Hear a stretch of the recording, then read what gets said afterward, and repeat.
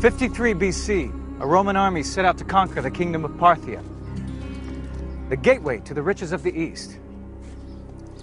I'm Matthew Settle. This army didn't go into battle for the greater good of the empire. They did it to enhance the reputation and wealth of one man, Marcus Licinius Crassus, the richest man in Rome. Crassus led 35,000 Romans into the Parthian desert. The Parthian general Serena, with only 10,000 men, met the Roman invaders at Carrhae, the modern-day town of Harran in southern Turkey. Now, with new video game technology, you are about to see this great battle as never before. The vast numbers of soldiers, the troop formations, how they fought, and how the battle was won. Get the view the generals wished they had, now, on Decisive Battles.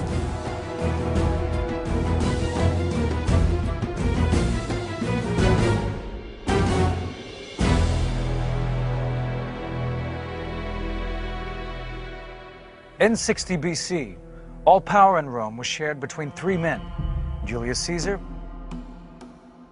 Pompey the Great, and Marcus Licinius Crassus. This arrangement was designed to control their individual ambition and stop Rome from falling into civil war. Crassus was by far the richest, but at 60, he was also the oldest. Crassus certainly was old, and we're told looked older at the time of the campaign, around 60 years old, but he still wanted to make an impression. Crassus really was the boy left behind. He did not have the sort of military reputation that he wanted, that he craved. He wanted to be the first citizen in Rome, and to do that, he needed victories. The real glory belonged to Caesar and Pompey. Their military exploits had made them the heroes of the Roman population. But while Caesar and Pompey had been campaigning, Crassus had been getting richer. He was Rome's biggest real estate developer. With a unique way of doing business, he assembled his own band of builders and firemen. Most houses in Rome were built of wood, and fires were frequent. If a house caught fire, he offered to buy at cut price. The deal done, his firemen put out the blaze, then his builders would refurbish the house. Then he sold them for a huge profit. He was even accused of having an affair with one of the Vestal virgins so that he could get his hands on her house. But his wealth could not buy him the popularity of Caesar and Pompey. Even when he had defeated Spartacus 20 years earlier, Pompey had taken the credit. Then the provinces and armies of the empire were divided between the three men. Caesar received Gaul, Pompey got Spain, and Crassus was given Syria. Now, he saw his chance for glory.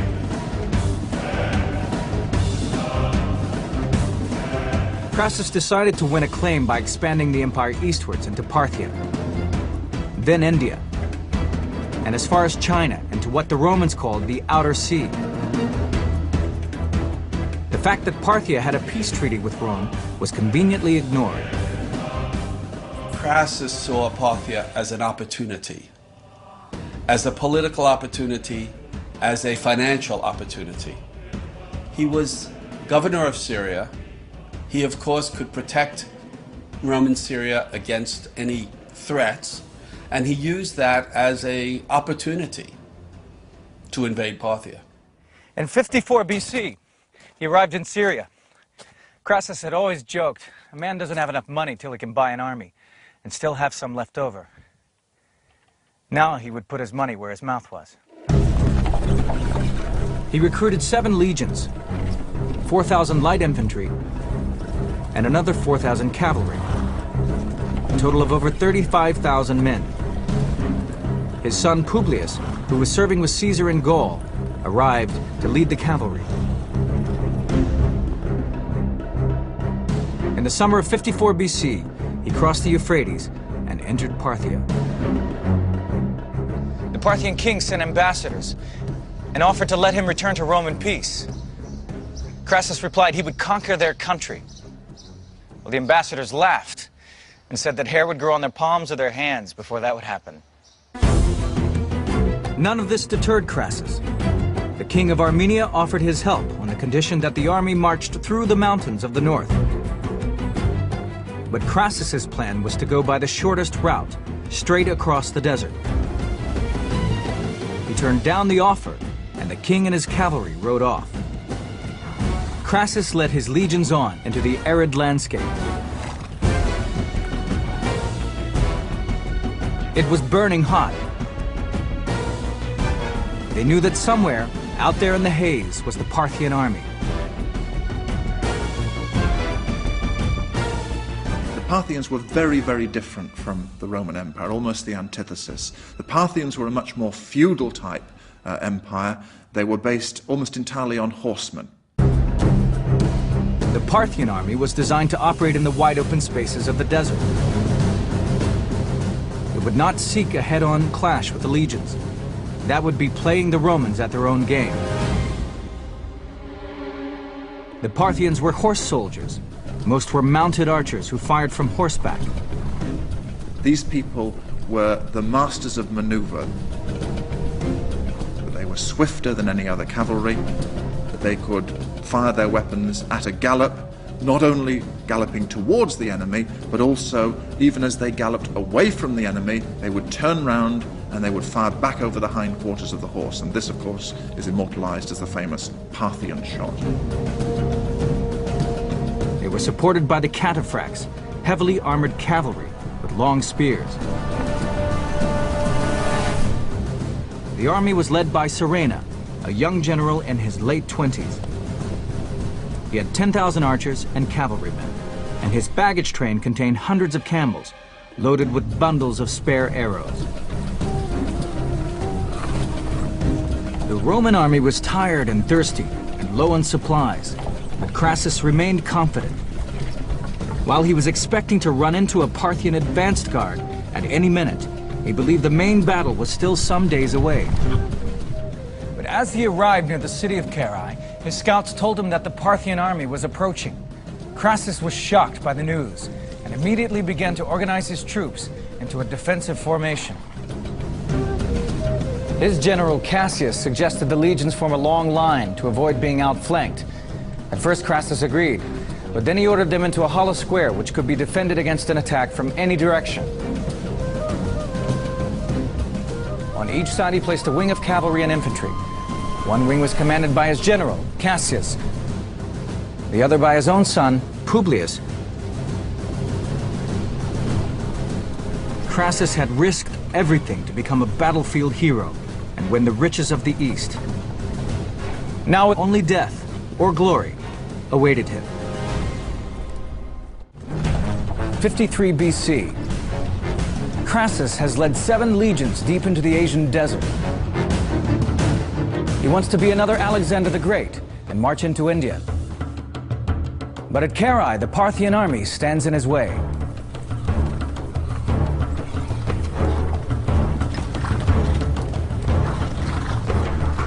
The Roman army had formed defensive squares.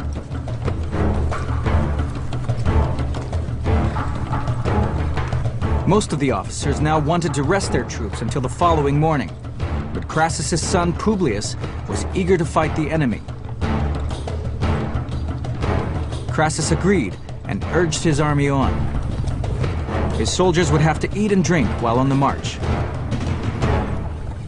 Eventually, the Parthians came into view. From a distance, they appeared a ragtag bunch. There was little about them that inspired terror.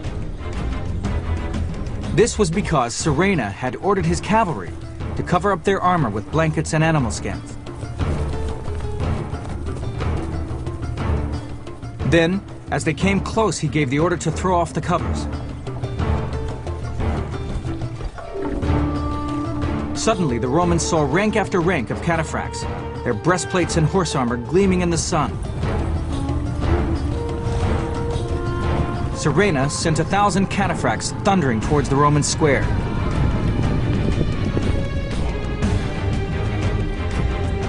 But this was exactly the kind of situation the Romans trained for.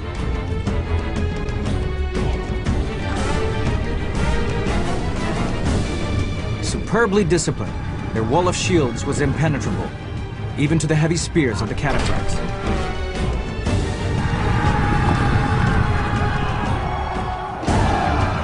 Surena realized that the brute force of his heavy cavalry was not going to break down the Roman defensive. He would have to exploit his mobility and firepower. At that moment, the Roman light infantry charged forward. But a hail of arrows from the mounted archers drove them back. It was a taste of what was to come.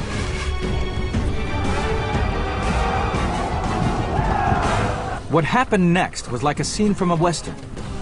Thousands of Parthian horse archers began to surround the square, pouring thousands of arrows into the densely packed ranks. They used the composite bow. The composite bow in the right hands is a powerful weapon. It's made of different layered materials, like wood, horn, and sinew. This gives it more elasticity, which means that it can store more energy when pulled back. Its normal range is around 220 yards, but experiments have shown that in expert hands can be fired to around 440 yards. The arrows penetrated everything, punching through armor and shields. Hundreds of Romans fell. Arms were pinned to shields. Feet were pinned to the ground. They even fired backwards over the shoulder as they rode away. This was the Parthian shot, The origin of our own term, the parting shot.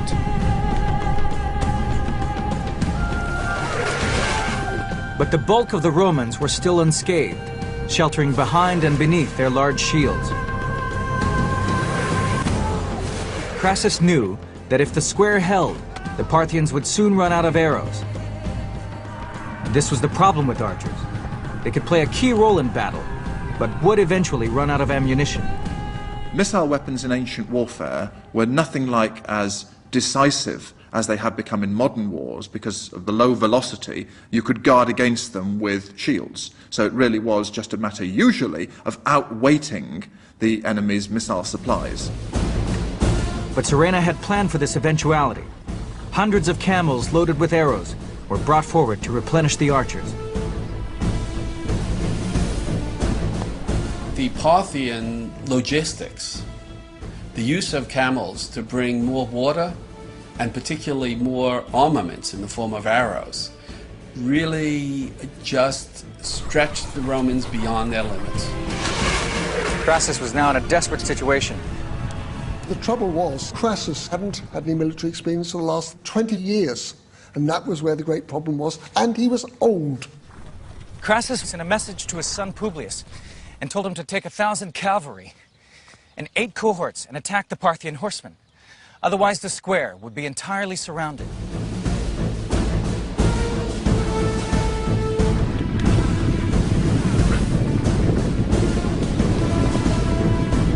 When Publius advanced, the Parthians turned and ran. The Romans charged after them.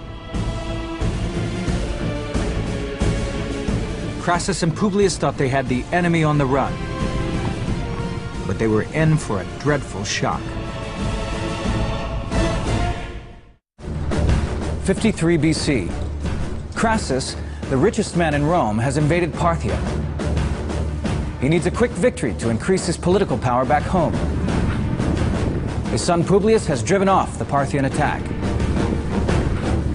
Publius kept up the pursuit, but when the Parthians were some distance from the main battle, the horse archers halted. Then they were joined by the cataphracts who attacked the Romans from the front. The lightly armored Roman cavalry was cut apart by the heavy spears, while the archers rode around firing arrows from both sides. Publius was wounded. He and the other survivors were driven back to a small hill where they made a last stand under the hail of arrows.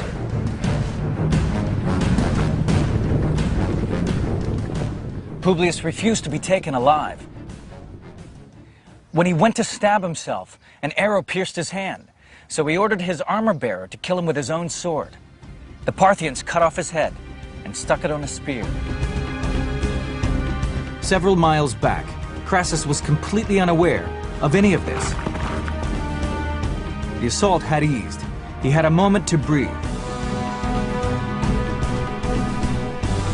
But he did not realize it was at the expense of his own son.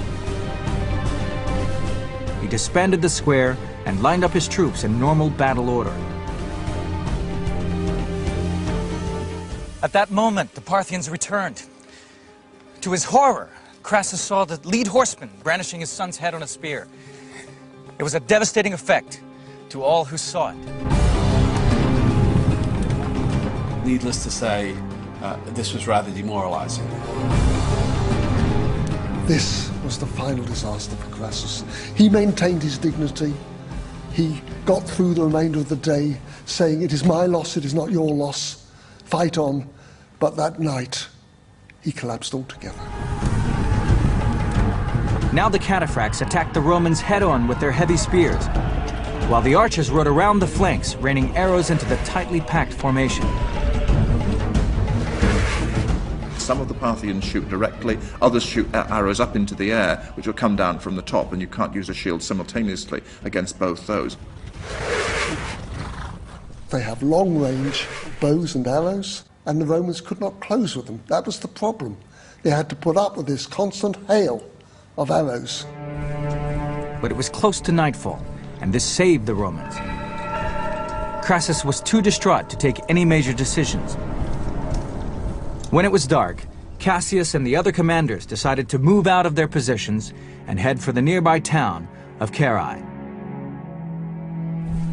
They left behind nearly 4,000 wounded. At dawn, the Parthians rode in and slaughtered all of them.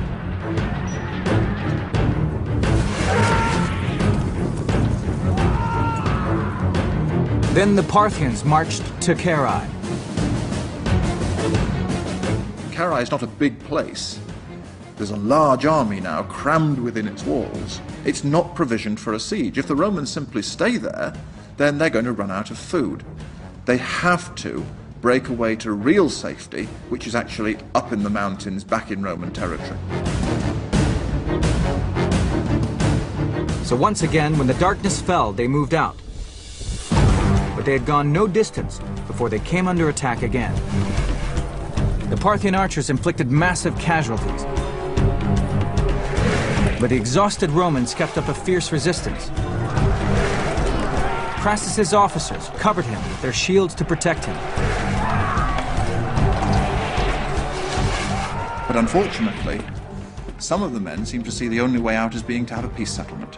And that's where discipline really does start to break down, when the Surena seems to offer it. Surena suggested that Crassus meet him to discuss peace terms. The king of Parthia would offer him a truce if he withdrew. Crassus and his troops said, "Oh, we want to talk. We really want to talk. Everything will be okay. Let's talk, let's talk. You should talk." Crassus was suspicious, but his soldiers were keen for any chance of survival. The Parthians offered him a horse, and as he mounted it, a scuffle broke out between Surena's officers and his own. In the melee that followed, Crassus was killed. His head and his right hand were cut off. When Crassus is killed, along with some of his chief deputies, the army really is rudderless. And I think it's hard for us to overestimate how difficult it would be for an ancient army, far from a camp, in adverse circumstances, in a climate that they don't understand. Now there was a general attack on the remaining Romans. A few escaped by fleeing into the hills, but most were killed or captured. Crassus's glittering dream had become a Roman nightmare.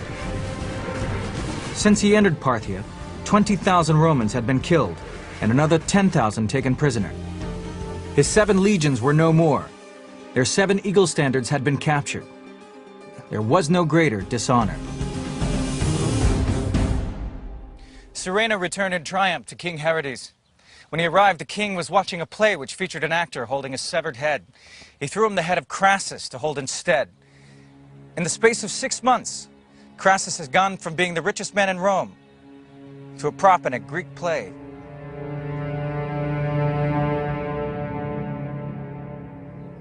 Serena didn't live long enough to enjoy his triumph. In defeating the might of Rome, he'd become too successful for his own good. The king saw him as a dangerous rival and had him murdered. Carrhae really ranks alongside the other great defeats of the Romans. The Battle of Cannae, when Hannibal annihilated 8 Roman legions in 216 BC, and the Teutoburg Forest, when Varus had 3 legions slaughtered by the Germans. So it's a tremendous psychological blow. The death of Crassus did not end the rivalry in Rome. The jealousy between Caesar and Pompey spilled over into civil war, from which Caesar emerged victorious. But old loyalties remained.